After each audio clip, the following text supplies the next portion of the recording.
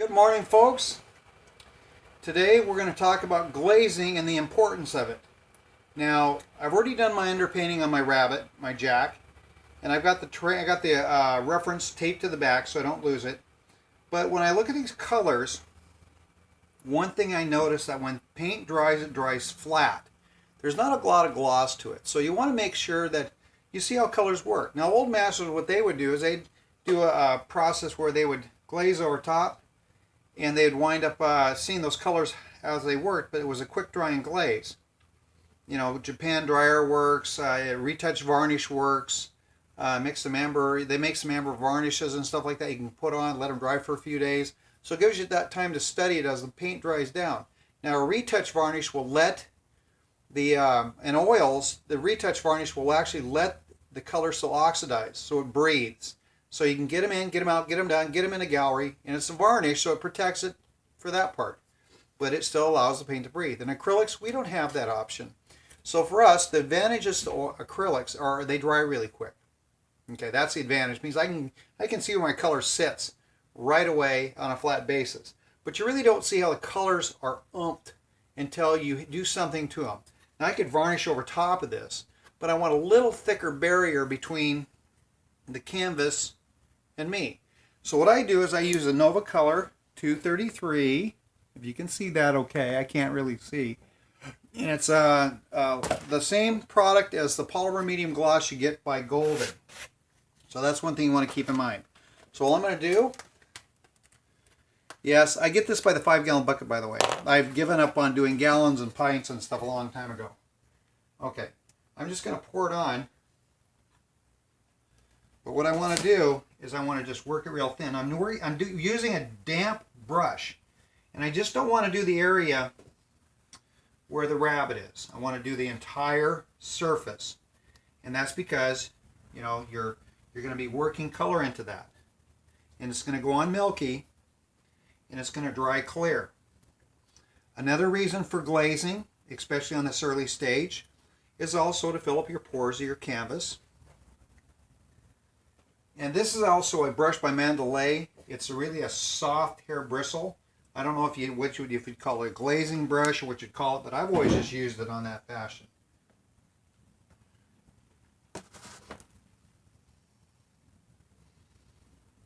And it also has very much of a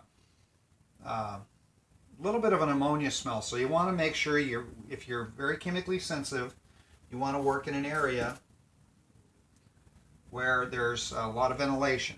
Okay, so don't think you're out of that. There was one time where I glazed like 10 pieces at the same time. It's like, oh my God, I had to get out of my studio. Even with all the windows open, it was just horrendous. But I'm going to work this in all fashions. And when this dries, I'll be able to see all my colors as toward how I wanted, what I wanted to do, what I was trying to work for. And that also gives me time to work on it some more if some of that doesn't work. So glazing to me, next to your final stages of painting, are probably some of the most important elements you'll have. Okay, and I'm just going to bring that right to the edge of the canvas.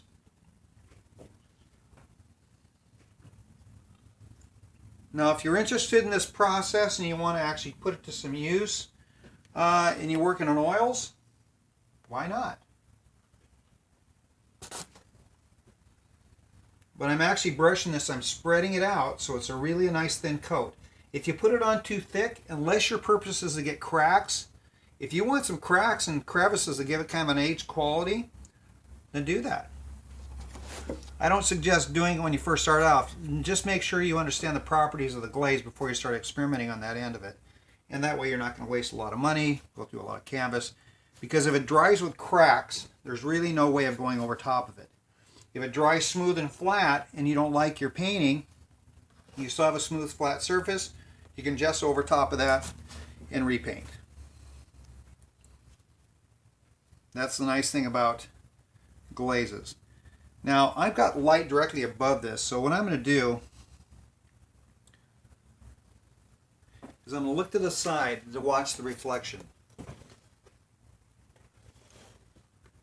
And this tells me if I've missed any spaces on top of that. So you want a little bit of a light reflection, and it will self-level itself out. So don't be afraid of.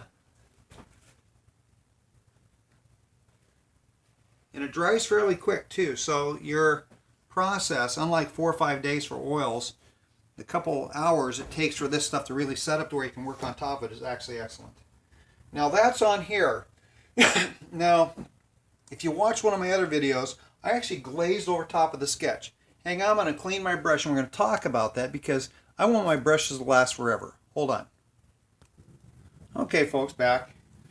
Clean my brush. Brush maintenance to me is almost as important as the type of brushes you buy or the equipment you have. You take care of your equipment. You want it to last a long time. So I can take a $5 brush and make it into a $1,000 brush because just by the care and keeping of it, and if it's a good brush, why not make it last? Okay, we live in a disposable society, and that gives a whole different meaning to the, what we're doing with our brushes, our paints. I mean, everything we do use. So I'm always one to make sure that when you're using your brushes, take care of them. Just take care of them. The way I take care of my brushes, is I can't move you right now. I'm charging on my phone, so I have to apologize. But I basically rinse out all the paint I possibly can. Now this is for acrylics, not oils. Oil is a different process. With acrylics, just rinse out all the paint as much as you possibly can. Then you get like Dawn dish soap, a dish soap, or actually pink soap, which I love the smell of that. And you basically scrub it into the brush. Just scrub it in. And you're going to rinse it out, and you're going to repeat that process till all the paint comes out. So basically your brush is paint free. Then all you're going to do is you're going to take that and you're going to put a little more soap on that, scrub it in real heavily, shape the brush, and just let it dry. So when you get back to when you need to do the brush again, you need to use the brush, basically you're going to have to wet it, right? You're going to have to get it wet and damp to make sure it doesn't dry and paint goes gloppy. So on that case there, you just rinse out all the soap. Your brush is ready after you rinse out all the soap and you're good to go. And it doesn't take much, but you want to make sure that you can get a good lather on it when you're doing that. So anyway, I always talk about brush maintenance, care and keeping, safety, breathing, all that kind of stuff. Like this right here, he'll dry probably in 2 hours down here in the Arizona sun, so I'll be good to go. So we're going to talk about, like I said, the advantages to this on all levels is it gives me that light barrier between the canvas and the next layer of paint. Now, I've already put one coat of glaze on this after I did the sketch. I did my underpainting, did another layer of glaze. I'll do a few more colors, do another layer of glaze, do another deal, do another layer of glaze. So I glaze all the way through this. Now, if you want to experiment, take pigment, burnt sienna, raw sienna, an umber, like a raw umber or a burnt umber, and mix that down with your glaze. And actually use the pigments, don't use the paint. The pigments are actually going to blend really easy because they're water soluble. So what you might want to do first is take a little bit of pigment, put it in a dish, and just wet it down so it's it's really almost to an inky solution. You want it real inky, you want it loose.